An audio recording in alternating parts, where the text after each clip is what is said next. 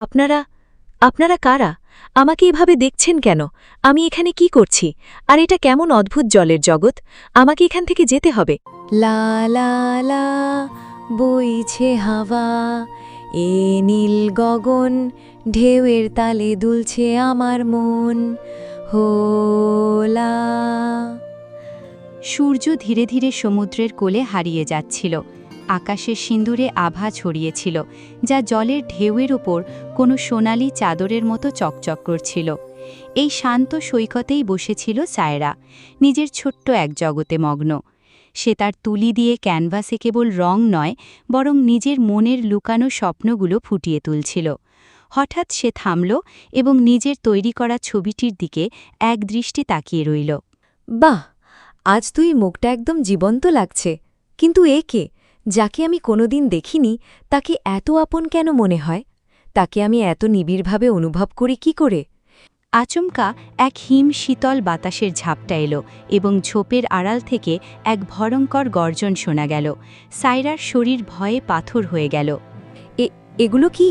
পিছিয়ে যাও। এত বিশাল আর ভয়ঙ্কর নেকড়ে এখানে কিভাবে এলো? বাঁচাও, কেউ আছেন? বাঁচান আমাকে। সেই অচেনা যুবক বিদ্যুতের গতিতে এসে সায়রাকে নিজের বাহুতে তুলে নিল এবং মৃত্যুর ছায়া থেকে দূরে সরিয়ে আনল। শূন্যে ওড়ার সময় সায়রার শ্বাস থমকে গিয়েছিল, আর তার চোখ আটকে ছিল সেই মুখে যা সে প্রতিদিন তার কল্পনায় রঙে রাঙাত। যেমনই তার পা মাটিতে ঠেকল, সেই যুবক পিছিয়ে যেতে লাগল। দাঁড়াও, কে তুমি? কেন আমায় বাঁচালে? জবাব দাও। তুমিই কি সে, যাকে আমি বছরের পর বছর ধরে আমার ছবিতে আঁকছি? এই মুখ, এই চোখ, তুমি আমার কল্পনা থেকে বেরিয়ে বাস্তবে এলে কিভাবে? তুমি কি কোনো মায়া, নাকি আমার কোনো পুরনো স্বপ্ন?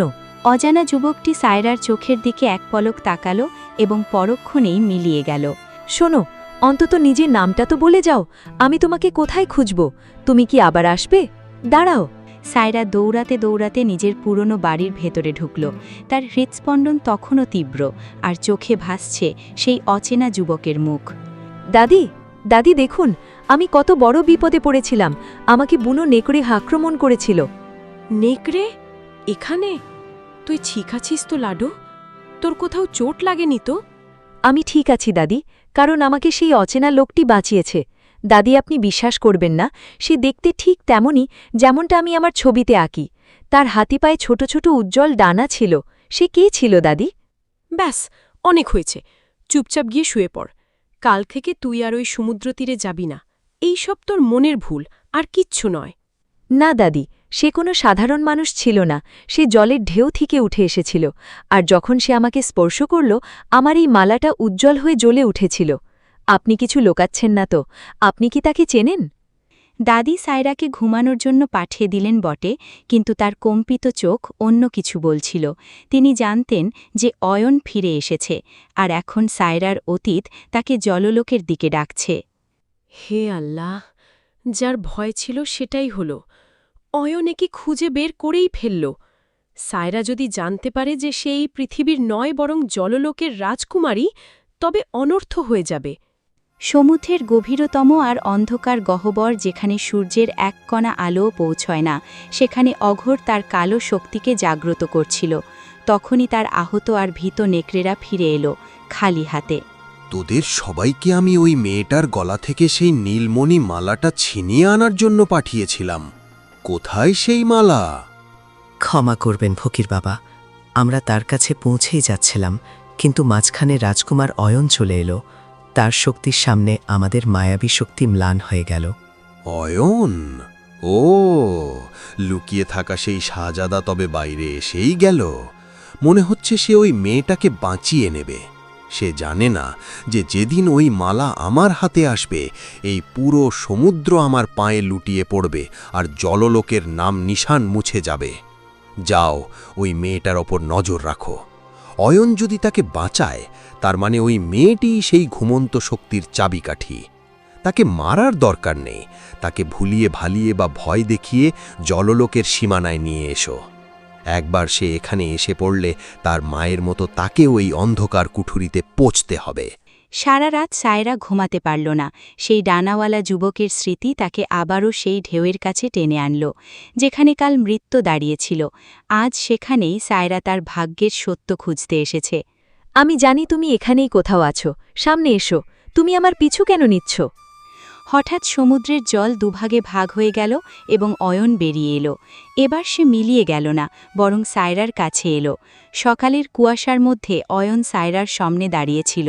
তার নীল চোখে ছিল এক অদ্ভুত যন্ত্রণা আর সত্য, যা দেখে সায়রার ভয় ধীরে ধীরে বিশ্বাসে পরিণত হল। সায়রা, কারণ তোমার সত্য এই শুকনো মাটিতে নয়, বরং সমুদ্রের গভীরতায় লুকিয়ে আছে। তুমি কথা বলতে পারো? কি সত্য? কিসের সত্য? এই যে মালাটা তুমি পরে আছো, এটা কোনো সাধারণ গয়না নয়। এটা জললোকের রানী মন্দাকিনীর শক্তি, তোমার মায়ের শক্তি। তুমি কে? আর আমার মায়ের ব্যাপারে তুমি এত কিছু জানলে কি করে? দাদি তো বলেছিলেন তিনি আর এই পৃথিবীতে নেই। তোমার দাদি তোমাকে অঘোরের ছায়া থেকে বাঁচাচ্ছিলেন সায়রা, কিন্তু সত্যি হলো এই যে তুমি এই পৃথিবীর নও, তুমি জললোকের রাজকুমারী। আর তোমার মা রানী মন্দাকিনী আজও বেঁচে আছেন। রাজকুমারী? আমি? এসব তুমি কি বলছো? মা যদি বেঁচে থাকেন তবে তিনি আমার কাছে কেন আসেননি? কারণ তিনি বন্দী।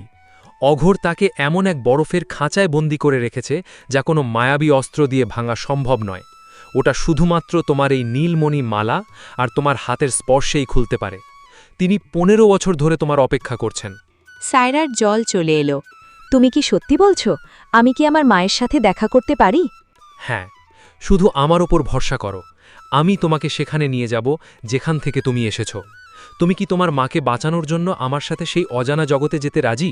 সায়রা এক মুহূর্তের জন্য পেছন ফিরে তার বাড়ির দিকে তাকালো, তারপর দৃঢ়ভাবে অয়নের হাত ধরল। নিয়ে চলো আমাকে। আমাকে আমার মাকে মুক্ত করতে হবে। নিয়ে চলো। অয়ন সায়রাকে তার শক্তিশালী বাহুতে তুলে নিল। যেমনই তারা সমুদ্রের ঢেউ চিরে ভেতরে ঢুকল, জলের বিন্দুগুলো তাদের চারপাশে ঝাড় লণ্ঠনের মতো জ্বলতে লাগল। সায়রা তার চোখ বন্ধ করে নিল, কিন্তু তার ভয় নয়, বরং এক অদ্ভুত শান্তি অনুভূত হচ্ছিল। কত অদ্ভুত! এই অচেনা যুবকের বাহুতে নিজেকে এত নিরাপদ কেন মনে হচ্ছে? এর হৃদয়স্পন্দনে এমন এক পরিচিতি আছে যেন বছরের পর বছর ধরে আমি এই মুহূর্তটির অপেক্ষা করছিলাম। এর চেহারায় এক দিব্যি তেজ, আর এর গ্রানে যেন কোনো হারিয়ে যাওয়া শান্তি ফিরে পেলাম। যেমনই তারা প্রাসাদের উঠোনে নামল, সায়রা চোখ খুলল। সামনে এক অতি সুন্দর সাদা গাভী গৌরী দাঁড়িয়েছিল, যার গলার ঘণ্টা থেকে মধুর সঙ্গীত বের হচ্ছিল। কিন্তু সায়রার নজর আটকে গেল সামনে রাখা এক বিশাল বরফের খাঁচায়, যার ভেতরে এক তেজস্বী নারী মন্দাকিনী সংজ্ঞাহীন অবস্থায় বসেছিলেন। অয়ন, এই কাকে তুমি সাথে নিয়ে এলে? কে এই মেয়ে? একে এখানে জললোকে আনার সাহস তুমি করলে কি করে? দেখো একে, এ তো আমাদের লোকের মনে হচ্ছে না। এ তো পরিষ্কারভাবে মর্তলোকের মানুষ কন্যা। বলো আমাকে, কেন এনেছ একে? মহারানী, ভালো করে দেখুন, এ কোনো পর নয়। এ সেই ছোট্ট কুনি যাকে 15 বছর আগে আপনি নিজের থেকে দূরে পাঠিয়েছিলেন যাতে সে সুরক্ষিত থাকতে পারে। এ আপনার মেয়ে, রাজকুমারী সায়রা। মা, আপনি কি সত্যি আমার মা? আমি যদি আপনার মেয়ে হই আর এখানকার রাজকুমারী হই, তবে আমি ওই শুকনো পৃথিবীতে কি করছিলাম? আমাকে আমার শেকড় থেকে এত দূরে কেন রাখা হয়েছিল? আমার সন্তান, তোকে নিজের থেকে দূরে সরানো ছিল আমার জীবনের সবচেয়ে বড় বেদনা, কিন্তু তা ছিল বাধ্যবাধকতা। 15 বছর আগে যখন অঘোর প্রাসাদে তার কালো শক্তি দিয়ে আক্রমণ করেছিল, তখন সে এই নীলমণি মালা ছিনিয়ে নিতে চেয়েছিল। সে জানত যে যার কাছে এই মালা থাকবে, জললোক তার গোলাম হয়ে যাবে। তোকে বাঁচানোর জন্য আমি আমার সমস্ত শক্তি ওই মালায় ভরে দিয়েছিলাম এবং তোর স্মৃতি ঝাপসা করে দিয়েছিলাম। প্রাসাদের চারদিকে এক ভয়ানক নিস্তব্ধতা। অঘোর হাতে তার কালো ত্রিশূল নিয়ে রানী মন্দাকিনীকে এক কোণায় ঘিরে ফেলেছে। মন্দাকিনী তার ছোট্ট সন্তানকে বুকে চেপে ধরে কাঁপছেন। অঘোর হঠাৎ খুব জোরে আর ভয়ঙ্করভাবে অট্টহাসি দিয়ে উঠল। মন্দাকিনী, নিজের ভাগ্যকে দোষ দেওয়া বন্ধ করো আর এই বাস্তবকে মেনে নাও যে আজ থেকে সমুদ্রের রাজা আমি। এই নীলমণি আমাকে দিয়ে দাও, নইলে এই ছোট্ট রাজকুমারী আজ সূর্যের আলো দেখতে পাবে না। মুখ সামলে কথা বল পাপিষ্ঠ। তুই এই পবিত্র মালা স্পর্শ করতেও পারবি না। এই জললোকের রক্ষাকর্ত্রী, আর তুই এর ধ্বংস চাস? ধ্বংস নয় মন্দাকিনী, আমি শাসন করতে চাই, আর শাসনের জন্য আমার ওই মণি চাই। দিয়ে দাও আমাকে, নইলে আমি এই বাচ্চার এমন হাল করব যে সমুদ্রের জলও এর চোখের জলে টকবক করে ফুটতে থাকবে। অঘোর এক ভয়ঙ্কর অট্টহাসি দিল, যার শব্দে পুরো প্রাসাদ কেঁপে উঠল। সেই ডরাবনি হাসি শুনে রানী মন্দাকিনী বুলিভাবে ভয় পেলেন এবং আতঙ্কে তার হাত কাঁপতে লাগল। ঠিক সেই মুহূর্তেই ছোট্ট সায়রা কোল থেকে পিছলে গিয়ে সোজা গভীর সমুদ্রের অন্ধকার ঢেউয়ে তলিয়ে গেল। না, আমার সন্তান সায়রা, না। এটা তুই কি করলি? তুই ওই মালাটাকেও ওই বাচ্চার সাথে সমুদ্রের মৃত্যুর মুখে ঠেলে দিলি। ওই নীলমণি জললোকের ক্ষমতার চাবিকাঠি ছিল। সে মরে যাবে, কিন্তু তোর হাতে আসবে না অঘোর। আমার সন্তান তোকে কখনো ক্ষমা করবে না। সে মরতে পারে না, ওই মালা তাকে মরতে দেবে না। যদি ওই বাচ্চা পাতাল লোকের ঢেউয়ে পৌঁছে যায়, তবে আমাকেও সেখানে যেতে হবে। আমি পাতাল থেকেও তাকে খুঁজে বের করব। যতক্ষণ না আমি ওই মালা নিয়ে ফিরে আসছি, তুই এই বরফের খাঁচায় তরপাতে থাকবি। এখন থেকে এই পুরো জললোক আমার গোলাম। অঘোর তার কালো ত্রিশূল ঘোরালো এবং মন্দাকিনীকে বরফের খাঁচায় সম্পূর্ণ বন্দী করে দিল। শান্ত জ্যোৎস্না রাত, ঢেউগুলো ছোট্ট সায়রাকে সৈকতে ছেড়ে গেল।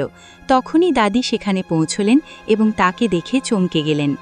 হে আল্লাহ, এইটুকু একটা প্রাণ এখানে বালির উপর! একে তো সাধারণ বাচ্চা মনে হচ্ছে না। এর চারপাশে এক অদ্ভুত নীল আভা। একে তুলে নিন মা, এ সমুদ্রের সবচেয়ে বড় রহস্য। এ জললোকের রাজকুমারী সায়রা। তুমি কথা বলতে পারো? তুমি কি করে কথা বলো? আর এই ছোট্ট বাচ্চা জললোকের রাজকুমারী, সে এই মর্তলোকে কি করে সে থাকবে? সে এখানে কি করে এলো?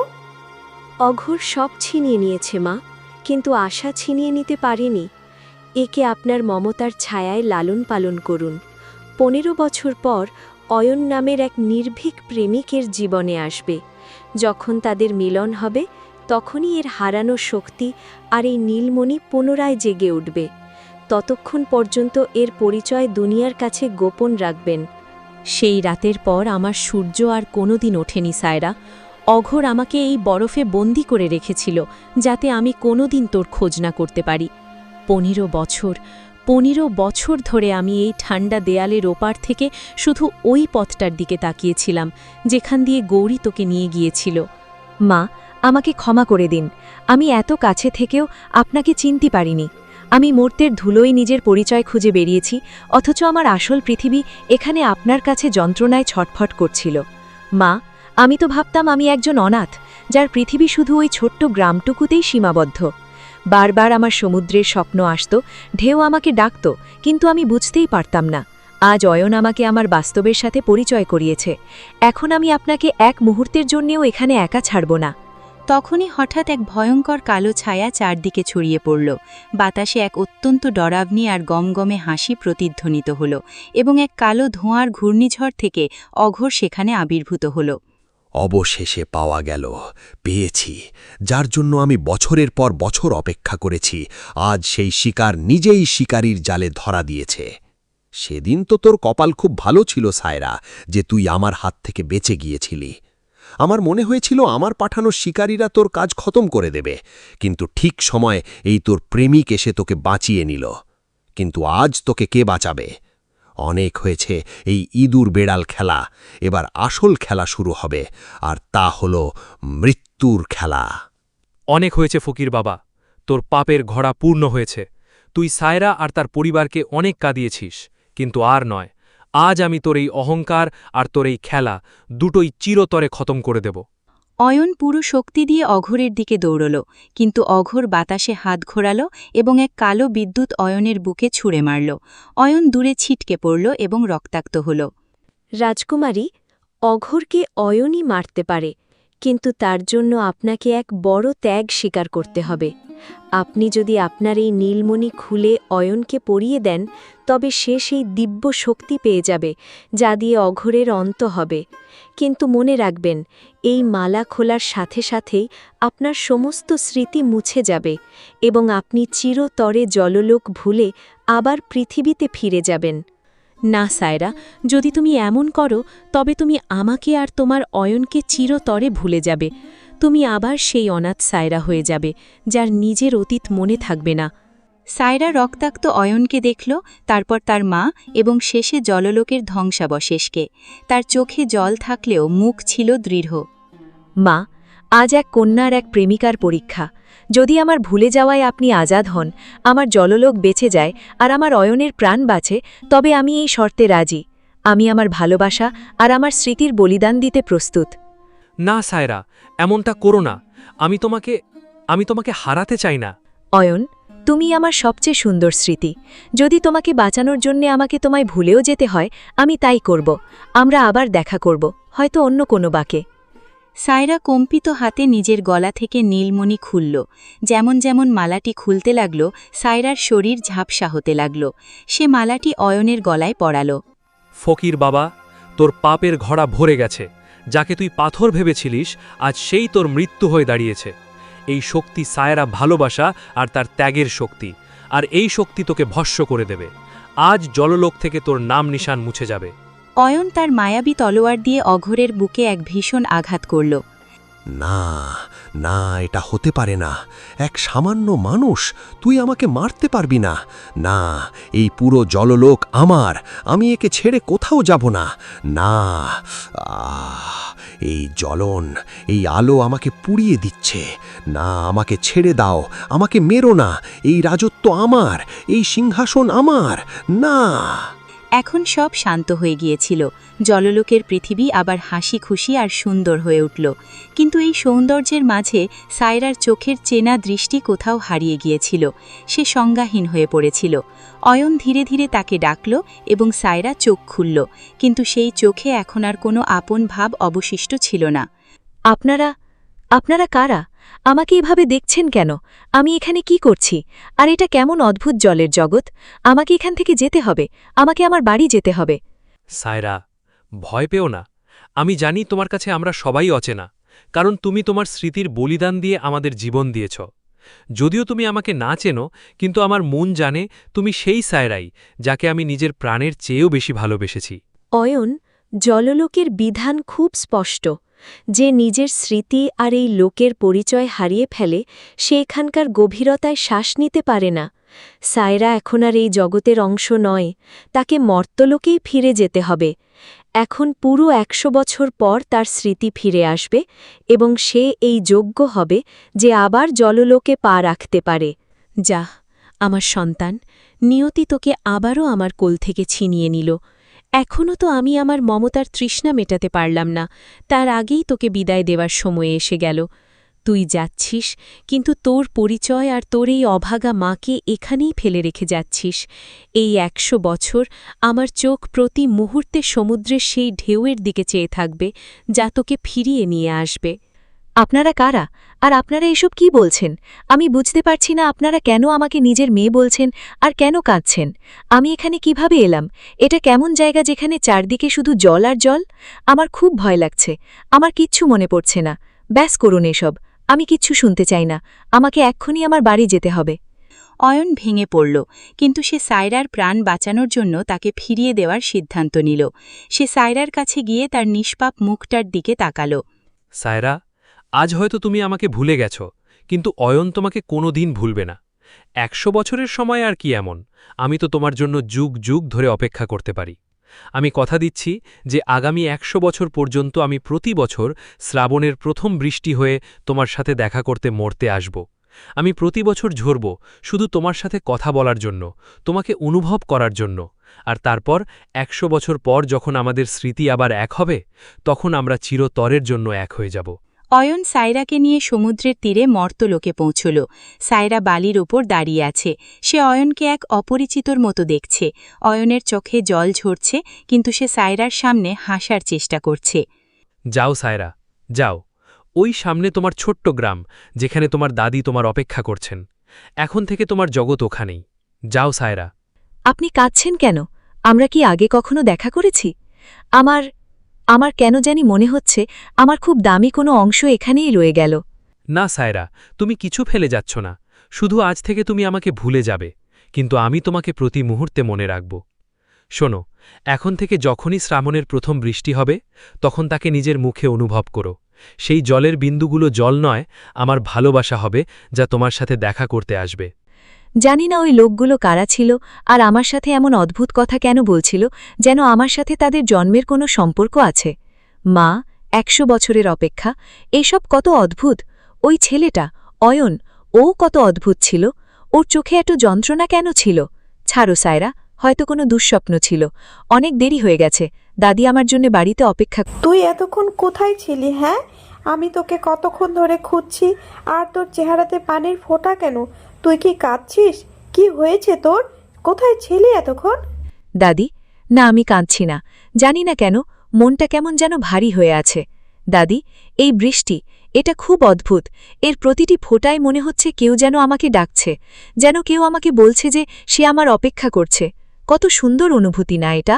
সায়রা গ্রামের দিকে হাঁটতে লাগল, তার মনে এক অদ্ভুত শূন্যতা। সায়রা একবার পেছন ফিরে তাকালো, যেখানে অয়ন ধীরে ধীরে জলে বিলীন হয়ে যাচ্ছে। ঠিক সেই মুহূর্তে আকাশ থেকে শ্রাবণের প্রথম বৃষ্টি শুরু হলো। একটি ফোঁট সায়রার গালে পড়ল, যেন কেউ তাকে খুব আদর করে স্পর্শ করল। সায়রা আকাশের দিকে তাকিয়ে হাসল।